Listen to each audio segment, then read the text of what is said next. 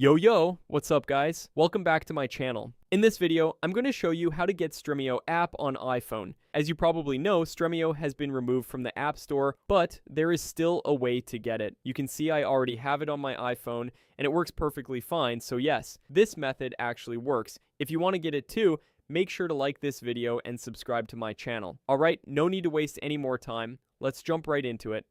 Okay guys, first thing you need to do is grab your phone and open up your web browser. Then go ahead and search for this website, taptoapps.com. Just type it exactly like I'm showing on the screen.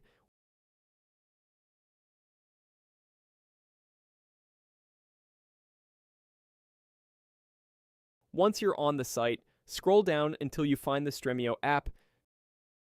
There it is, tap on it, then just hit get and it'll start installing. This should take around 40 to 50 seconds depending on your internet speed.